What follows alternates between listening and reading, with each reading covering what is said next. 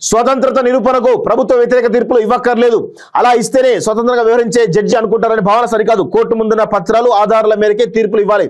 న్యాయ వ్యవస్థ స్వతంత్రం కోసం కొలీజియం వ్యవస్థ ఉండాల్సిందే. న్యాయ వ్యవస్థ స్వతంత్రం కోసం కొలీజియం వ్యవస్థ ఉండాల్సిందే. ఎస్సీ రిజర్వేషన్లో క్రిమిలేయర్ ఉండాలి, జస్టిస్ బిఆర్ గవాయ్ అంటూ చూస్తా ఉన్నాం. సో కొలీజియం వ్యవస్థ ఉండాల్సిందే అని మీరు అంటా ఉన్నారు. కొలీజియం వ్యవస్థ ఉండొద్దు అని చెప్పేసి వాస్తవంగా కొలీజియం వ్యవస్థ ఉంటేనే బెటరు. కాకపోతే ఇక్కడ ఏమవుతుందంటే ఈ వారసత్వం అనేటువంటి దానిలో ఒక కులానికి మాత్రమే ఈ న్యాయ వ్యవస్థ అవకాశం. ఇప్పుడు న్యాయ వ్యవస్థలో ఒక కులం డామినేట్ చేస్తూ ఉంటుంది, బ్యూరోక్రసీలో ఒక కులం డామినేట్ చేస్తూ ఉంటుంది, రాజకీయ వ్యవస్థలో ఒక కులం డామినేట్ చేస్తూ ఉంటుంది. ఇదంతా కూడా ఒక డ్రామా నడుస్తూ ఉంటుంది. భారతీయ వ్యవస్థ, రాజకీయ వ్యవస్థ మొత్తం కూడా ఈ విధంగా ఉంటుంది, కులాలపైనే నిలబడుతుంది.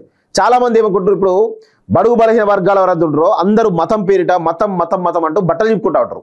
అసలు మతం అనేది లేదు మన దేశంలో, కులమే ఉన్నది. కులాల మీద ఆధారపడి మాత్రమే ఈరోజు రాజకీయ వ్యవస్థ నిర్మాణం అవుతుంది. కుల వ్యవస్థ మీద ఆధారపడి మాత్రమే న్యాయ వ్యవస్థ ఈరోజు నిలబడ్డది. ఈరోజు కులం మీదనే ఈరోజు ఇది జ్యుడిషియరీ వ్యవస్థ నిలబడ్డది. ఏ రంగం తీసుకోండి, బిజినెస్ రంగమైనా సరే, రాజకీయ రంగమైనా సరే, ఇటు న్యాయ వ్యవస్థ అయినా సరే, బ్యూరోక్రసీ అయినా సరే, ఎనీ రంగం కులాల మీదనే ఆధారపడ్డది, మతాల మీద లేదు. మతం అనేది మిడిల్ క్లాస్, ఈ దేశంలో ఉన్నటువంటి మధ్యతరగతి బడుగు బలహీన వర్గాలకు సంబంధించిన వాళ్ళే ఈ మతాన్ని పెద్ద ప్రాజెక్ట్ చేస్తూ ఉంటారు. మీరు బట్టలు చింపుకునే వాళ్ళంతా కూడా బడుగు బలహీన వర్గాలే. మతం పేరిట ఈరోజు బట్టలు చింపుకునేంత కూడా బడుగు బలహీన వర్గాలే.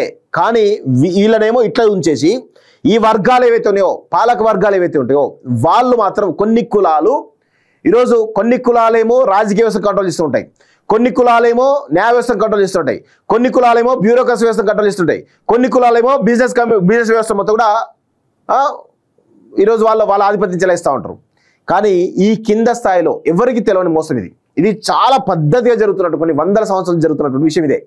ముస్లింలో ఉన్నటువంటి పరిస్థితి కూడా అదే, క్రిస్టియన్లో ఉన్నటువంటి పరిస్థితి కూడా అదే. అసలు ఇప్పుడు హిందూ మతంలో వివక్ష ఉందనే కదా క్రిస్టియన్లో జాయిన్ అయ్యారు. అక్కడ దళిత క్రిస్టియన్లు అంటూ, రెడ్డి క్రిస్టియన్లు అంటూ, ఇంకా రకరకాల క్రిస్టియన్లు అంటూ ఎందుకు పెడతా ఉన్నారు? క్రిస్టియానిటీని కూడా అక్కడ కూడా ఎందుకు డివిజన్ తీసుకొస్తా ఉన్నారు? ఇక్కడ సమానత్వం లేదు, ఇక్కడ వివక్ష ఉందనే కదా క్రిస్టియన్లకు జాయిన్ అయ్యారు. అక్కడ కూడా వివక్ష కొనసాగుతుంది కదా.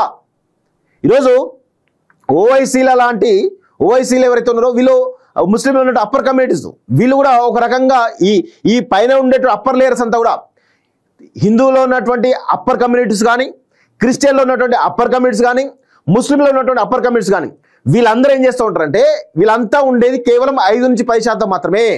కానీ ఈ అప్పర్ కమ్యూనిటీస్ అన్ని కూడా కింద స్థాయిలో ఉన్నటువంటి బడుగు బలహీన వర్గాలు ఎవరైతే ఉన్నారో వాళ్ళకు మతం పేరిట ఈరోజు విద్వేషాలు, వాళ్ళలో ఒక రకమైనటువంటి మతం అనేటువంటి పిచ్చిని లోపలికి ఆ మైండ్లోకి పంపించేసి పెద్ద ఎత్తున వాళ్ళని ఆ మతంలోనే ఉంచి అది చేస్తూ ఉంటారు. ఇది హిందూ మతం అనేది జరుగుతూ ఉంది, క్రిస్టియన్ అనేది జరుగుతూ ఉంది, ముస్లిం అనేది జరుగుతూ ఉంది. ఇది ఎవ్వరు చెప్పరు జనరల్గా ఈ విషయాలు. కానీ ఈ భారతదేశ వ్యవస్థలో జరుగుతున్నటువంటి పరిస్థితి ఇది గమనించాలి. మతం పేరిట జరిగేటువంటి దుర్మార్గాలు, మతం పేరిట ఒక రకమైనటువంటి ఆ సైకోయిజాన్ని చూపిస్తున్నటువంటి కొంతమంది ఉన్మాదులు ఎవరైతే ఉందో వీళ్ళందరూ కూడా ఈరోజు బడుగు బలహీన వర్గాల వ్యక్తులు అట్లా తయారు చేస్తూ ఉన్నారు. వీరి పైన వర్గాలంతా కూడా ఏం చేస్తారు? వాళ్ళందరూ ఏం చేస్తూ ఉంటారు? ఒక్కొక్కరు ఒక్కొక్క రకంగా, కొందరు న్యాయ వ్యవస్థను కంట్రోల్ చేస్తూ ఉంటారు, కొందరు రాజకీయ వ్యవస్థను కంట్రోల్ చేస్తూ ఉంటారు, కొందరు బ్యూరోక్రసీ కంట్రోల్ చేస్తూ ఉంటారు, కొందరు బిజినెస్ కమ్యూనిటీ కంట్రోల్ చేస్తారు. వీళ్ళందరూ ఒకటే, మళ్ళా వీళ్ళంతా రాత్రి అయితే కలిసే ఉంటారు. కానీ కింద ఉండేటువంటి ప్రజలను మతం పేరిట ఒక రకమైన మానసిక స్థితిలోకి తీసుకుపోయి ఈరోజు కులాల వారిగా డివిజన్ తీసుకొచ్చేటువంటి ప్రయత్నం చేసి వాళ్ళు సక్సెస్ అవుతా ఉన్నారు. ఇది భారతదేశ వ్యవస్థలో జరుగుతున్నటువంటి పెద్ద దుర్మార్గం. ఇది గమనించకపోతే, ప్రజలు దీనిలో చైతన్యంత కాకపోతే ఇదే ఉంటుంది. మీరు చూడండి, మతం పేరిట బట్టలు చింపుకునేంత కూడా బడుగు బలహీన వర్గాలే.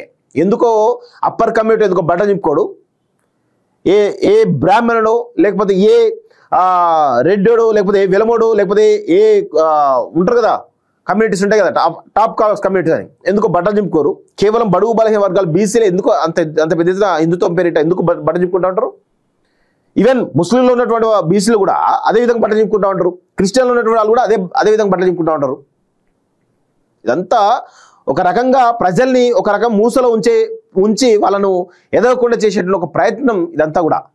ప్రజలు చైతన్యవంతమైతే, రాజకీయంగా, ఆర్థికంగా, సామాజికంగా చైతన్యవంతమైతే వీళ్ళ పప్పులు ఉడకవు. కాబట్టి ఆ ప్రయత్నం జరుగుతూ ఉంది. ఇది అందరూ గమనించాలి.